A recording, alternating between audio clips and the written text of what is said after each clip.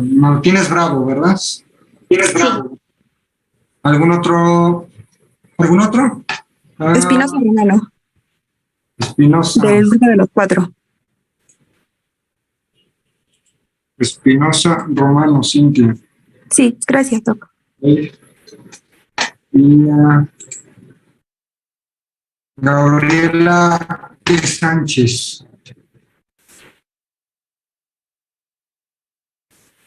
Gabriela, ¿cuál es tu primer apellido?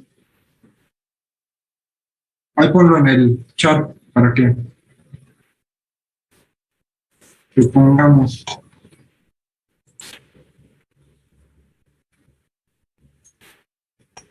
Sánchez Salas. Ok. Gabriela, ya te vi. Ok. Bueno, ¿alguien más? ¿No? Bueno, pues vamos a empezar.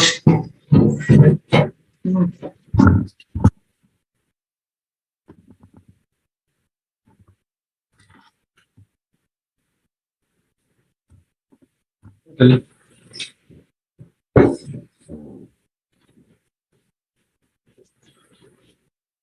Bueno, el día de hoy vamos a continuar. Estábamos pendientes, nos quedamos ayer, ¿se acuerdan de las mutaciones de BRCA?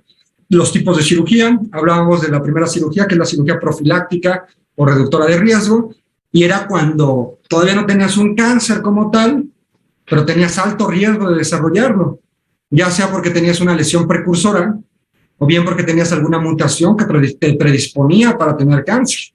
Entonces, en esa condición, pues se operaba antes de desarrollar el cáncer, pues con el objetivo de prevenirlo. Y ayer hablábamos de la mutación de BRCA, BRCA1, BRCA2.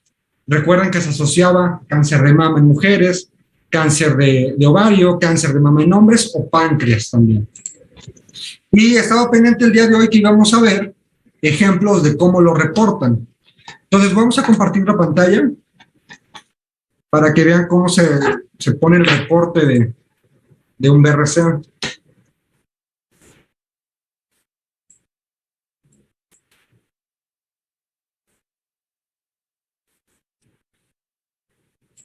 Ok.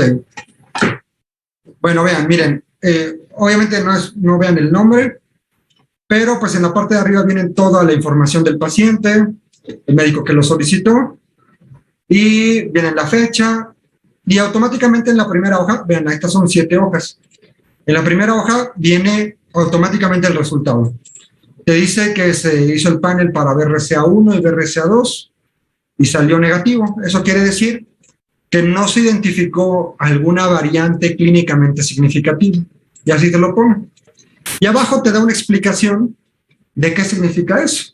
Y ya te va diciendo en la metodología, la importancia de este test. Te va explicando, bla, bla, bla, bla, bla, bla, bla, bla, toda la información que pueda haber. Después te vuelve a poner el resultado, nuevamente por si no lo viste antes, ¿sabes qué? Salió negativo. Y te vuelve a explicar, pues, la interpretación clínica que pudiera tener esto. No, pues, no hay riesgo de que puedas tener más cáncer, bla, bla, bla. Te ponen más cuestiones informativas, te dice cuál fue la metodología, las limitaciones que pudieran tener, información adicional y algo más para el paciente. Que te dice, bueno, qué hacer en caso de que no hayas encontrado una variante clínicamente significativa, qué significa este resultado. Esto es como que más información para el paciente. Y ya te van dando más información, bla, bla, bla, más información. Este es un paciente que salió negativo al BRCA. Ahora vamos a ver uno que salió positivo. Es este. Y que de hecho, en su manual, si nos vamos al manual, aquí está. Es esta paciente, que ahí hicimos el screenshot para ponerlo en el manual. Entonces, vean, te lo ponen. ¿Qué es esto?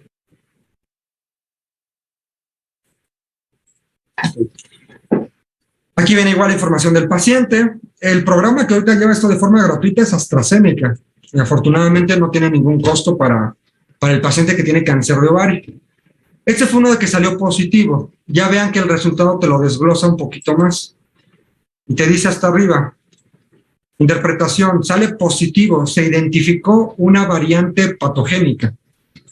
Y ya te va diciendo que se hizo secuenciación para BRCA1, se identificó si había de lesiones o duplicaciones en BRCA1, igual secuenciación de BRCA2, y si había de lesiones o duplicaciones en BRCA2. ¿Y dónde se identificó? Fíjense, fue acá. Se encontró una delesión del exón 9A12. Más adelante te explican en qué consiste esta lesión, exactamente en qué parte específica del gen está alterado, más contenido informativo, bla, bla, bla. Después aquí te lo vuelve a repetir, mira, y si salió positiva para una variante patogénica, y donde se identificó pues fue en una delesión del exón 9A12, y que esa es considerada como una variante patogénica. Más abajo, de hecho, te explica que se encontró exactamente en este punto y que remueve el exón del 9 al 12. Y más adelante te explica que esta lesión, bueno, aquí dice, vean, la lesión del exón 9 a 12 ha sido reportada en múltiples familias hispanas. De hecho, es una de las que más común salen en la población mexicana, la lesión del exón 9 a 12. No se lo tienen que aprender eso, pero bueno, es como parte de más información. Te explica, de hecho, todo esto que viene acá, viene en el screenshot ahí del manual. Vean, ahí abajo dice, por si se lo quieren leer todo lo que dice acá, te dicen qué artículos han encontrado eso, qué relación tiene, que en varias familias hispanas han encontrado eso. Entonces ahí sí pueden echarle una leída a lo que dice ahí la imagen. Y más adelante, pues se sigue explicando más información. Y eso es como que información para el paciente. Tu resultado positivo para esta variante, y qué significa que tengas esta variante. Ya te explica que puede haber riesgo para cáncer de mama, para cáncer de ovario. Los números, si se dan cuenta, pueden variar un poco conforme los que vimos en la tabla, pero prácticamente son muy similares. Ahí te ponen que de 55 a 65, nosotros habíamos dicho que hasta 70%, ovario habíamos dicho que hasta 40%, aquí te lo ponen 39%, porque manejemos lo que vimos en la tablita anterior. Y ya te ponen, bueno, qué opciones hay, qué hacer.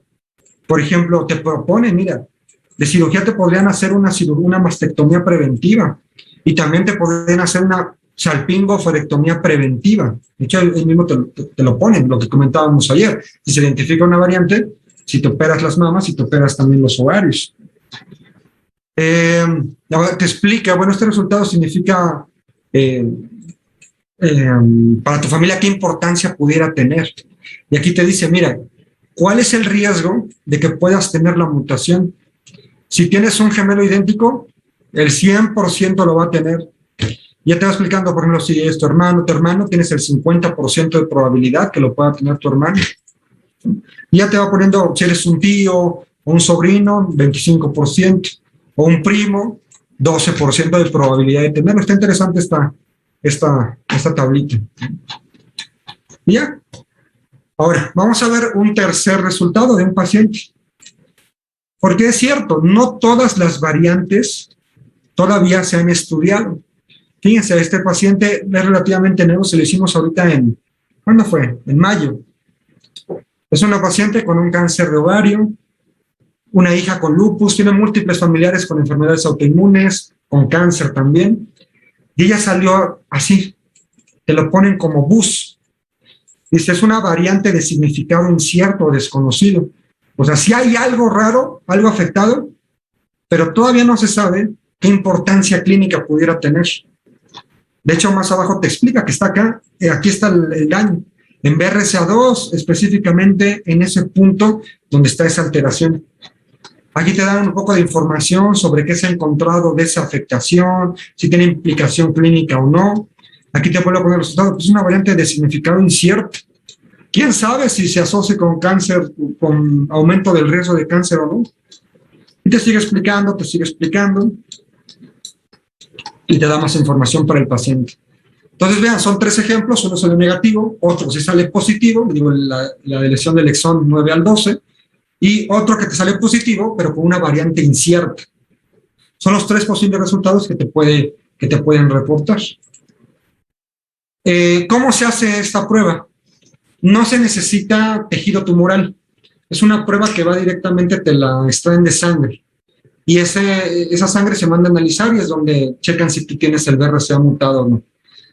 A esa mutación de BRCA, cuando es por sangre, generalmente tiene muy similitud a si se lo hicieran directamente al tejido tumoral. Por eso es que a veces por cuestión de logística y de disponibilidad, por eso es que con sangre es una prueba totalmente válida y de hecho es la más frecuente. Pero también le podrías hacer el estudio directamente al tejido tumoral, también.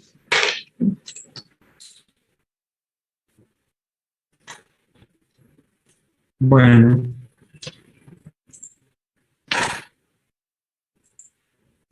Entonces, ahora sí vamos a continuar. ¿Todo claro? ¿Sí?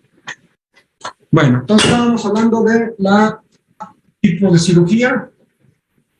Y ya vimos la primera, que es la cirugía profiláctica. Y hablábamos, por ejemplo, de la mutación de BRCA 1 y 2. Sin embargo, no es el único sitio donde se pueden hacer mastectomías o donde se pueden hacer, por ejemplo, cirugías profilácticas. Otro ejemplo de hacer una cirugía profiláctica. En el caso de que el paciente tenga un carcinoma in situ de mama. ¿Se acuerdan que cuando vimos en el tema, bueno, al principio, ya hace unos días, que veíamos toda la historia, ¿no? Primero tienes hiperplasia, después tienes displasia, displasia leve, displasia severa, que la displasia severa la vamos a tener como un sinónimo de carcinoma in situ, y que después, si sigue el estímulo, evoluciona un carcinoma invasor. ¿Alguien se acuerda cuál era la diferencia entre un carcinoma invasor y un carcinoma in situ? La integridad de la membrana. La integridad de la membrana. No. Exactamente, o sea que estaba encapsulado, por así decirlo. Todavía no tiene esa capacidad de invadir y de dar metástasis. Entonces, cuando tú tienes un carcinoma in situ, pues todavía no tienes como tal un carcinoma invasor. Y muchas veces, para prevenir que puedas llegar a un carcinoma invasor, pues haces una cirugía profiláctica, es decir, quitas la mama, con el objetivo de que no vaya a desarrollar un carcinoma invasor. ¿Okay? Otro, carcinoma in situ, por ejemplo, de cervix. Y eso últimamente me han llegado muchos pacientes con carcinomas in situ. Esos no se les da quimioterapia, todavía no son invasores. Si es un cáncer, sí, pero es más como una displasia severa. Todavía no tiene esa capacidad de invasión y de dar metástasis. Entonces, pues ahí el tratamiento más recomendado, pues es operar o quitar el sitio donde tenga esa lesión. Entonces ahí se recomienda a lo mejor o quitar todo el órgano o hacer un cono donde se encuentre esa lesión in situ y pues ya se quitó el problema. Fíjense, esto de los in situs ya les está dando una idea de cómo aplicarlo en la parte clínica. Si alguna vez les llega un carcinoma in situ metastásico, eso es imposible. O sea, no puede ser. Hubo un error ahí. O el patólogo se equivocó, o a lo mejor no identificó si había todavía células invasoras. Y a lo mejor, o a lo mejor el único sitio donde se tomó la biopsia había in situ ahí, pero a lo mejor en otra parte estaba el componente invasor. Entonces, eso es imposible. O sea, no puedes tener un carcinoma in situ que tengas metástasis. Es muy, muy poco probable. De hecho, la otra vez, fíjense, me llegó a la consulta un paciente que tiene un tumor en la mama como de 5 centímetros, tiene ganglios regionales, tiene axilar, supraclavicular, y la biopsia salió in situ. Eso no puede ser, porque si fuera in situ, no te hubiera dado metástasis ganglionares, o sea, no puede ser. Entonces, ahí lo que se mandó a hacer es una nueva biopsia, porque seguramente hay un componente invasor ahí. Pero yo como oncólogo médico no puedo dar quimioterapia hasta tener un papel que me diga que es un carcinoma invasor. Por ley, no puedo dar, no se puede dar. A veces apesta, huele, se ve como cáncer, pero no se puede dar quimioterapia si no se existe el papel que diga cáncer, excepto en 2 situaciones. ¿En qué papel se puede dar quimioterapia? Aunque no tengamos el reporte de patología, lo vamos a hablar más adelante, pero una es testículo y otra es hepatocarcinoma. Eso lo vamos a hablar más adelante. Ahí sí, en un momento de urgencia, sí puedo iniciar quimioterapia o tratamiento sistémico, aunque no tenga el reporte de patología. Pero para todos los demás tipos de cáncer y como regla general, para dar quimioterapia, para que yo pueda empezar con tratamiento sistémico, forzosamente necesito un papel que me diga, o sea, la biopsia, que me diga un reporte histopatológico positivo de malignidad. Bueno, siguiente. Por ejemplo, la mutación del gen APC. Seguramente ya alguna vez lo escucharon, en gastroenterología o en sus clases de áreas quirúrgicas. La mutación del gen APC se relaciona mucho con la poliposis adenomatosa familiar. Poliposis adenomatosa familiar. Y eso está muy asociado a cáncer de colon. Entonces, pues si tú identificas que tienes esta mutación, pues antes de que se desarrolle cáncer, pues te haces una colectomía o una hemicolectomía. Ahora, si ya tienes el diagnóstico de una poliposis adenomatosa familiar, es muchísimo riesgo de que tengas cáncer de colon, prácticamente el 100%. Entonces, en esos casos, prácticamente todos se les quita el colon. La verdad, pacientes muy, muy delicados, son jóvenes, ya toda la vida van a andar con, pues, ileostomías o con todos los síntomas de tener un intestino muy corto, ¿no? Siguiente, colitis ulcerosa. Lo mismo. No es el 100%, pero es un factor de riesgo importante para desarrollar cáncer de colon. Y entonces, si tú tienes ese diagnóstico, pues pudieras evaluar una cirugía profiláctica. Otro, esófago de Barrett.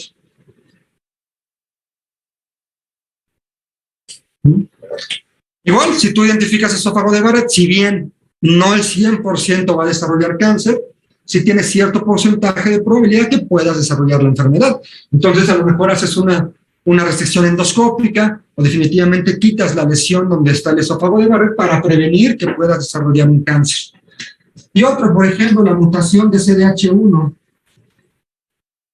La mutación de CDH1, menos conocida que la mutación del APC, mucho menos conocida que la de BRCA, pero la mutación de CDH1 se asocia a cáncer de estómago. Entonces, si tú identificas que tienes esta mutación, bueno, se pudiera evaluar pues la gastrectomía, ¿no? Entonces, esa es la cirugía profiláctica. Tienes mucho riesgo de desarrollar cáncer, ya sea porque tienes una mutación o porque tienes lesiones precursoras. Y antes de que lo puedas desarrollar, lo quitas para que no vayas a tener la enfermedad. Entonces, la cirugía profiláctica. ¿Todo bien? Pues sí, ¿no? O sea, no tienes el cáncer, operas antes de que aparezca. ¿No? ¿Todo claro? ¿Sí? Bueno, muy bien. Siguiente. Cirugía de diagnóstico y etapificación. Todo esto es muy lógico. Un paciente con un cáncer de mama que tenía una bolita pequeña, no fue candidata a neoadyuvancia, sino se fue directamente a tratamiento radical, se operó, se quitó la mama, se quitaron ganglios, se diagnosticó el cáncer y se pudo etapificar. Vamos a ver más adelante que la etapificación en la mayoría de los tumores es con una etapificación de un sistema, que es el sistema TNM, donde el T es del tumor, la N es de los ganglios y la M si tiene metástasis o no tiene metástasis. Entonces, en base ya a la cirugía y al patólogo, él ya mide con exactitud cuánto mide el tumor, ve con exactitud cuántos ganglios son los afectados por tumor y en base a eso se puede etapificar. Entonces, es una cirugía de diagnóstico y etapificación. Otra, que pues es muy similar, la cirugía radical o como tratamiento radical, es la cirugía donde quitas la enfermedad, ya lo hemos comentado ampliamente esto. Siguiente, cirugía con intención profiláctica. Digo, esa profiláctica ya la vimos. Paliativa, cirugía con intención paliativa. Ya también hablábamos de la importancia de la cirugía en el contexto paliativo. Sangrado, dolor, disminuir un poco la carga tumoral. A lo mejor no la vas a desaparecer, pero sí puedes controlar los síntomas que tenga el paciente. ¿Y por qué no? También cirugía estética. Muchas veces los tumores son muy desfigurantes para la figura del paciente. Esto se presenta mucho, sobre todo en pacientes con tumores en cabeza y cuello. Mama, por ejemplo, y que quieren tener otra vez la figura, se pueden poner implantes. Se tiene que pasar un proceso de expansión de la piel para que ya se pueda poner el implante. Son todos estos tipos de cirugías estéticas, ¿no? Para tratar de recobrar un poquito la imagen del paciente a como estaba antes de la enfermedad. Entonces son diferentes tipos de cirugía. Esto pues nada más es para que lo tengan ahí, pero pues la verdad es todo es lógico, ¿no? Hasta cierto punto un poco de paja todo esto. pero bueno, lo tienen que como que tener un poco aterrizado. Ahora vamos a hablar de otro tipo de tratamiento, que es la radioterapia. Yo no soy radioterapeuta, no soy radiooncólogo, pero vamos a dar como que lo más básico de radioterapia para que podamos entender cómo es que funciona la radioterapia. Entonces, vamos a hablar de radioterapia. Bueno, fíjense, la cirugía, la radioterapia y los tratamientos sistémicos, en la mayoría de los pacientes con cáncer, alguna vez van a pasar por alguno de estos tratamientos, en la mayoría. En algún momento de la enfermedad se van a tener que operar o van a requerir una cirugía paliativa o alguna intervención, o mínimo la biopsia. Prácticamente la mayoría de pacientes en algún momento de su proceso van a necesitar un tratamiento sistémico, ya sea neoadyuvante, adyuvante, paliativo, como sea. La mayoría también de pacientes en algún momento van a necesitar de la radioterapia. De hecho, se dice que por estadística, 6 de cada 10 pacientes con cáncer alguna vez van a requerir radioterapia, alguna vez. Y para entender cómo es que funciona la radioterapia, tenemos que empezar a hablar sobre los tipos de radiaciones. Y hay 2 tipos de radiaciones. Tenemos la radiación ionizante y la radiación no ionizante. Bueno, ¿en qué consiste la radiación ionizante? Vamos a poner aquí un átomo.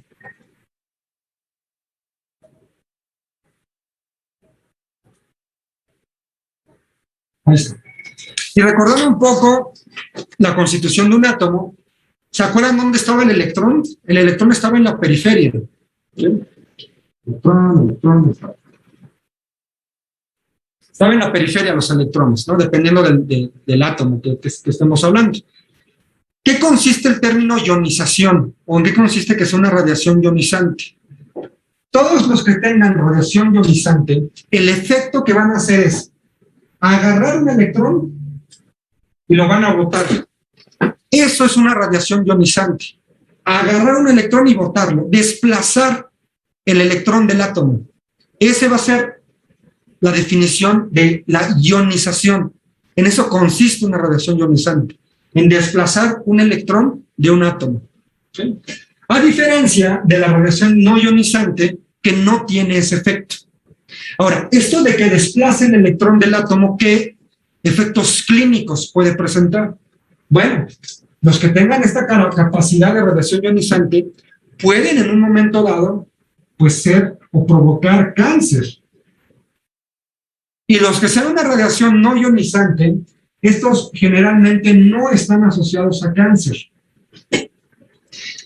Ejemplos de radiaciones ionizantes y no ionizantes. Por ejemplo, ionizante. Tenemos aquí los rayos X y los rayos gamma.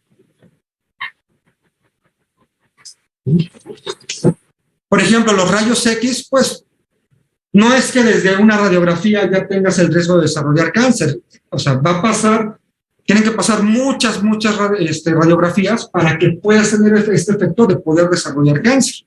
Tomografías igual. O sea, no con una tomografía ya voy a tener cáncer, no. Después de hacer muchas tomografías, pues pudiera desarrollarse el riesgo.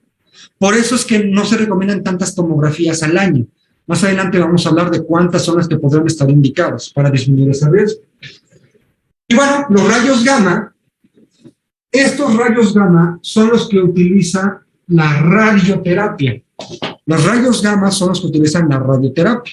Y uno podría decir, bueno, ¿cómo un tipo de radiación que se asocia con cáncer lo voy a usar para combatir el cáncer? Y ahorita vamos a explicar por qué, por qué sí puedes atacar el cáncer con este tipo de radiación. Ahora, dentro de la tipo no ionizante, ¿qué tenemos aquí, por ejemplo? La luz ultravioleta. También tenemos la luz visible. Tenemos también la luz infrarroja. Tenemos, por ejemplo, el microondas, la radio, el celular, etcétera. Esto es muy importante que sí lo tengan en mente siempre, porque no va a faltar el familiar o el paciente que les diga, oiga doctor, ¿me puedo acercar al microondas? ¿Me puedo acercar a la estufa? ¿Me puedo acercar al clima? ¿Me puedo acercar al calefactor? ¿Me puedo acercar al foco? ¿Me puedo acercar a la radio, a la computadora, al celular? Sí, no hay ningún problema, porque son tipos de radiaciones no ionizantes y esas no se asocian con cáncer. Hubo alguna tendencia hace unos años de que decían que el uso de celular podría ser un riesgo para desarrollar cáncer de cerebro, pero la verdad es que no está tan bien definido y falta evidencia clínica suficiente como para poder dar esa conclusión. Creo que el adenomyosarcoma, ¿no? Era el que... Sí, sí, pero la verdad es que para los sarcomas no es el principal estímulo y hay mucho debate sobre eso. Entonces vamos a tomar en cuenta que son tipos de radiación no ionizante que no tienen este efecto y que por lo tanto no se van a asociar a cáncer. ¿Okay? Entonces un paciente con cáncer sí se puede acercar a la radio, la estufa, el microondas, que haga su vida lo más, o sea, puede hacer todas estas actividades, ¿no? Y obviamente los rayos X o los rayos gamma, en caso de la radioterapia, pues en ciertas circunstancias, ¿no? Para que no vayas a desarrollar otro primario, porque es cierto, la radioterapia, que es un rayo gamma, que es una radiación ionizante que se asocia con cáncer, eso también es muy importante tenerlo en cuenta. Fíjense, muy interesante esto. Niños que han recibido radioterapia, se ha asociado que en un futuro pueden desarrollar segundos primarios, o sea que puede aparecer un nuevo cáncer y asociado a que de niño le dieron radioterapia. O sea, sí existe el riesgo de que si le dieron radioterapia puede desarrollar cáncer en un futuro, pero es bajo el riesgo y siempre midiendo el beneficio-riesgo es mucho mejor el beneficio que te pueda dar la radioterapia como un tratamiento para controlar el cáncer que tengas en ese momento. Bueno, muy bien. Entonces, ¿se entiende? Bueno, hechos a grandes rasgos, ¿no? No nos vamos a meter tan a fondo, pero así es como actúa la radioterapia, quitando un electrón, ionizando, quitando el electrón del átomo para desestabilizarlo y pues la estructura que está formando, pues que se rompa y se destruya la célula tumoral. Vamos a ser un poquito más específicos. ¿Cómo funciona la radioterapia en el tejido o en la célula tumoral? Aquí vamos a tener el ADN de la célula tumoral. Es el ADN tumoral. Y aquí viene la radioterapia. ¿Cómo le hace la radioterapia para atacar al ADN tumoral? Y lo hace mediante dos formas. Un efecto indirecto y un efecto directo. ¿Sí? Efecto indirecto y un efecto directo. El efecto directo, ¿cómo es que lo va a hacer? Pues ya vimos con la ionización, con el efecto de la ionización. Llega directamente la radioterapia al átomo que está constituyendo la cadena genética, bota el electrón y altera toda la estructura. O sea, es un efecto totalmente directo que va sobre los átomos que constituyen el material genético. Y un efecto indirecto. El efecto indirecto lo hace mediante un proceso que se llama radiólisis del agua. Radiólisis del agua. ¿En qué consiste esto de la radiólisis del agua? El componente más abundante que hay en la célula tumoral y en cualquier célula es el agua. Entonces se junta la radioterapia más H2O, se provoca un efecto de ionización acá, se botan los electrones del H2O y te va a quedar solamente OH. Y estos OH son radicales libres. Radicales libres. Y estos radicales libres son los que van a lesionar al ADN tumoral. Entonces, esto es un efecto indirecto mediante la radiólisis del agua. Y ese es un efecto directo donde la ionización se da directamente en las cadenas del ADN. Estas son las dos formas por la cual la radioterapia tiene efecto sobre el ADN tumoral y sobre la célula tumoral en general. Ahora bien, estas... este efecto que puede tener en el ADN, pues se genera con el objetivo de que la célula tumoral pues muera. Pero las células que están alrededor del tejido que se vaya a radiar también pueden tener ese efecto. Es decir, sobre las células normales o sanas, también pudiera tener este efecto de afectarse el ADN tumoral. Entonces, ya se han hecho estudios, se han dicho, bueno, ¿cuál es la mejor forma de dar radioterapia para no afectar tanto a las células normales que están alrededor? Y entonces vieron en esos estudios que descansando 2 días a la semana de descanso, das chance para que las células normales que pudieron tener algún daño se recuperen y que en esos 2 días de descanso, la célula que pudiera haberse afectado, normal, recobre su funcionalidad y se instaure y vuelva a ser normal sin ningún problema. A diferencia de las células tumorales, que 2 días no le alcanzan para poderse recuperar de la radioterapia. Entonces, siempre que vean los tratamientos de radioterapia, por esta situación de descansar 2 días, generalmente siempre se descansa de sábado y domingo.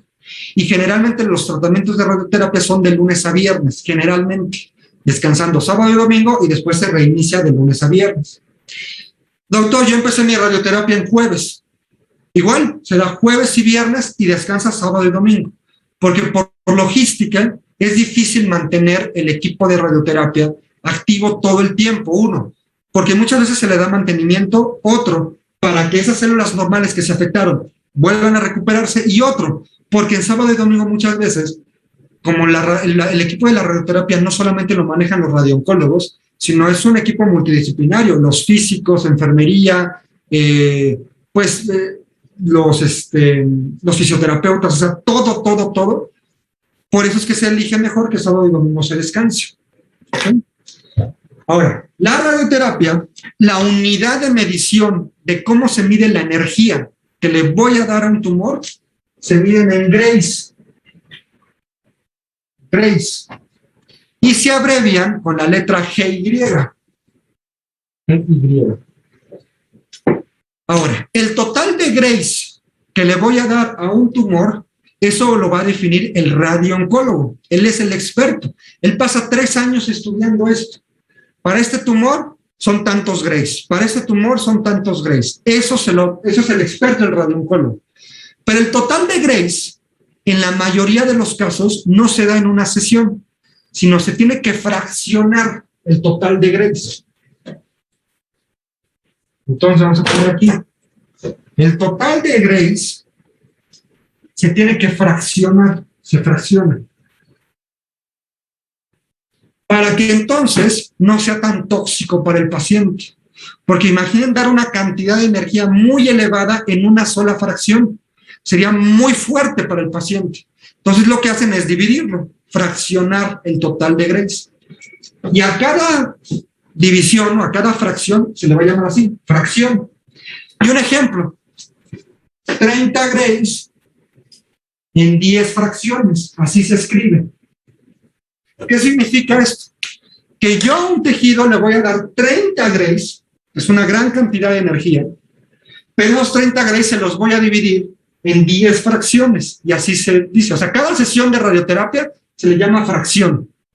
Entonces, el total de Grays se lo voy a estar dividiendo en 10 fracciones, de tal forma que cada fracción de radioterapia sean 3 Grays, para que el cuerpo lo pueda tolerar más. Y ya cuando terminen las 10 fracciones, pues pueda completar los 30 Grays que están dirigidos a ese tejido o a ese órgano. Ahora, cada fracción, una fracción, generalmente se da por día. Una fracción por día. Generalmente es así. Hay algunos estudios, y es cierto, y tienen mucho beneficio, de a veces dar varias sesiones al día de radioterapia. Puede tener más efecto sobre el tejido tumoral, sí. Pero el problema con eso es que muchas veces los pacientes, imagínense, a las 8 de la mañana le tocó la primera sesión. Véngase ahora a las 8 de la noche para recibir su segunda fracción del día. Eso no es redituable, o sea, no. Muchos pacientes viven lejísimos y apenas si se pueden trasladar. Y no se van a estar esperando ahí las 12 horas para volver a tener su siguiente sesión. Y algo que pasa en nuestro México, desafortunadamente, muchos pacientes, inclusive, aunque tengan seguridad social y porque estén trabajando, o algún familiar los aseguró, a veces apenas si tienen dinero para el traslado. Entonces imagínense que ya viven muy lejos, ya terminó a las 9 de la noche, ya no hay camiones, ¿y ahora dónde me quedo? No tengo ni con dinero para quedarme en un motel, en un hotel, en nada. Entonces a veces esto es muy problemático en la población mexicana, de verdad, es mucho problema eso. Y desafortunadamente pues los pacientes son los menos culpables, ¿no? Entonces, lo que se toma en general es una fracción por día, en general. Y entonces, si yo le estoy diciendo 30 grays en 10 fracciones, ¿qué significa? Que van a ser 10 días, ¿están de acuerdo? De radioterapia. Y como les digo que se descansa sábado y domingo, pues son 2 semanas exactamente, porque son los 5 días de una semana, descansa sábado y domingo, y después vienen los 5 días de la siguiente semana y descansa sábado y domingo. Y así tú tienes tus 30 grays en 10 fracciones. Ahora, ¿qué pasó en la pandemia? Bueno, en la pandemia lo que se estaba evitando era estar citando al paciente muchas veces, porque desafortunadamente la radioterapia generalmente son muchos días, o sea, son varios días de tratamiento. Y por la pandemia, lo que se empezaron a crear fueron esquemas reducidos. Es decir, ¿sabes qué? No te doy 30 grays en 10 fracciones, te doy a lo mejor 8 grays en una fracción. O sea, para que a lo mejor pudieran, ya los radiooncólogos son expertos en esto y dicen, ¿sabes qué? Se ha visto en estudios que darle 8 grays es igual a darle 30. Y a lo mejor en un día nada más. Entonces hubo muchas modificaciones ahorita con la pandemia. Decir, ¿sabes qué?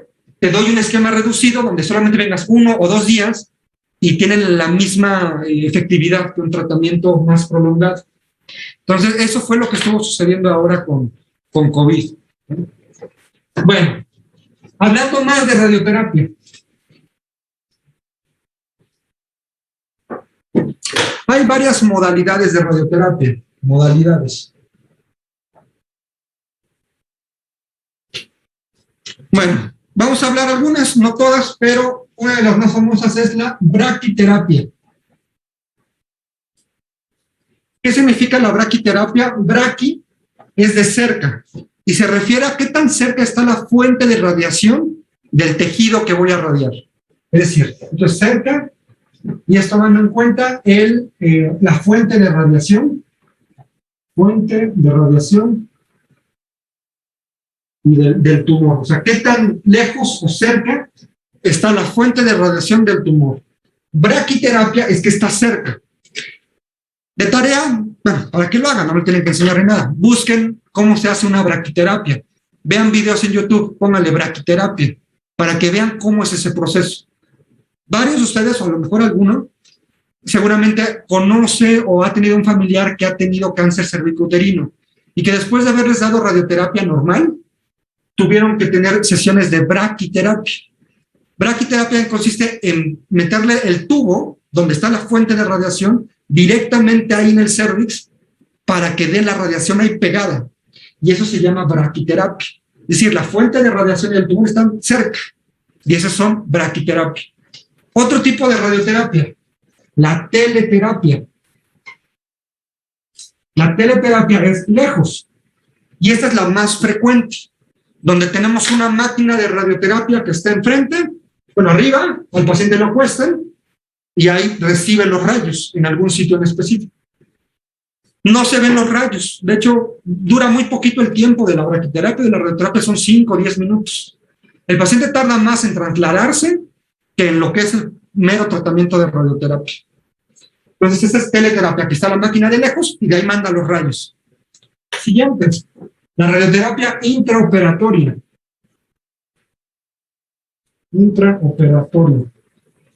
La radioterapia intraoperatoria es poco utilizada, pero tal como su nombre lo dice, es una radioterapia que se hace cuando se está operando al paciente. Esto a veces sucede, por ejemplo, en tumores gastrointestinales, donde se está operando al paciente y ahí se pone la fuente de radiación. Les digo, es un tipo de radioterapia poco utilizada generalmente. Y la siguiente, la terapia con radionúclidos. radionúclidos. Bueno, la terapia con radionúclidos es muy diferente a estas radioterapias. Aquí no hay una fuente de radiación, una máquina, no. Los radionúclidos se puede decir que son sustancias radioactivas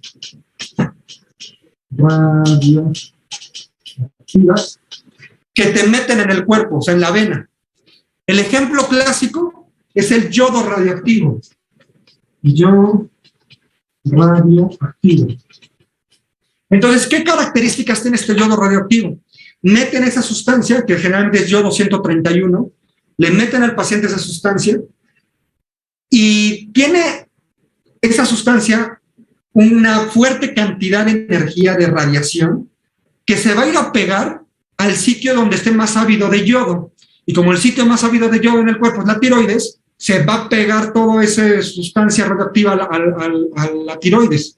Y lo que va a hacer es quemar o hacer el proceso de ionización directamente ahí en el tejido tumoral de donde se capten esas células. Les digo, aquí no hay una fuente, no hay un aparato. Es una sustancia que te meten y se va a pegar a donde pueda haber tumor. Pues, por así decirlo, como que engañas al cuerpo. ¿Sabes qué? El tumor es ávido de yodo, pues le voy a dar una sustancia como que engañándolo para que me absorba ese yodo, pero a la misma hora le den la torre con toda la radiación que lleva. Entonces, ese es el fundamento del yodo radioactivo, realmente. Estos tres primeros no necesitan aislamiento. No aislamiento. Este sí amerita aislamiento. Esta es una pregunta común que les pueden decir. Oye, doctor, me están dando radioterapia por un cáncer de mama que tuve. Ah, bueno. Si no es que le metieron una sustancia, está en estos. Pues en radioterapia, teleterapia o intraoperatorio. Si no le metieron ninguna sustancia. O sea, si es una máquina y que está yendo, está en estos tres. Y aquí no amerita aislamiento. Es una pregunta constante de los pacientes. Doctor, ¿me tengo que aislar? O sea, ¿puedo estar en contacto con niños, con mi hijo, con mi bebé? ¿Puedo estar en contacto con mi esposo? Sí. Si estás recibiendo estas radioterapias, no ameritas aislamiento. Puedes hacer tu vida lo más normal posible. Pero si tú tienes un tratamiento con radionúclidos, y un ejemplo es el yodo radioactivo, ahí sí necesitas aislarte. ¿Cuánto tiempo es el que se aíslan a los pacientes? Es variable, ¿no? Dependiendo de la unidad, pero son alrededor de 3 a 5 días. Porque en 48 horas se elimina ese yodo que te pusieron. Entonces, más o menos de 3 a 5 días ya no hay ningún problema. Pero sí tienes que tener mucho cuidado en los primeros días, porque pues eres un ser radioactivo, literal. O sea, si tu cepillo de dientes, tus utensilios personales están radiados, o sea, pues sí, eres un ser radioactivo, pues. Entonces, por eso es que te aíslan en los primeros 3 días, generalmente, del tratamiento. Y amerita una preparación especial, ya eso se encarga el servicio de medicina nuclear, que son los que hacen este tipo de procedimientos. Fíjense, medicina nuclear, no sé cómo es el camino para que seas médico nuclear. Creo que son técnicos y hacen después una preparación en medicina nuclear, pero creo que también hay médicos que se especializan en... Sí, hay médicos también que se especializan en medicina nuclear. Y ven toda esta situación de los radionúclidos y así. Bueno, pues ya para terminar, nada más vamos a enseñarles una imagen de cómo es el aparato de radioterapia.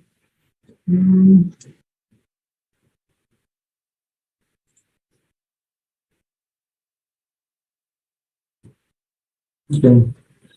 Compartimos la pantalla.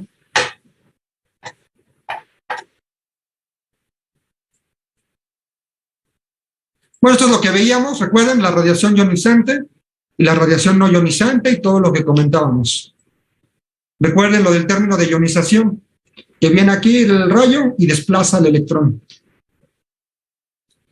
Recordamos los efectos de la radioterapia en el ADN de la tumoral, que puede ser por efecto indirecto, por la radiólisis del agua.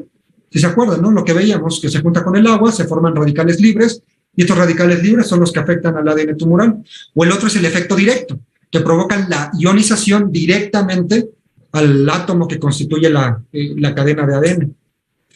Vean, los aparatos de radioterapia llevan el nombre de aceleradores lineales, así se llaman, es un acelerador lineal. Y lleva ese nombre por la forma del tubo. Vemos aquí que está el generador de radiofrecuencia, la guía de radiofrecuencia, la pistola de electrones, la guía de ondas, llegan a este aparato, ahí pasa por varios procesos y ya después sale el haz de radioterapia. Obviamente no se tienen que aprender las partes del acelerador lineal, ¿no? Pero sí más o menos tener una idea de cómo es que está constituido. Y este es un aparato así se ve.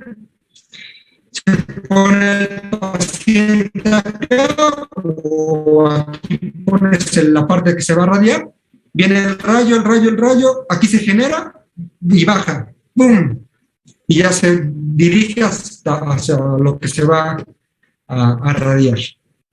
Muy bien, hasta aquí vamos a dejar. Todavía falta más hablar más de radioterapia.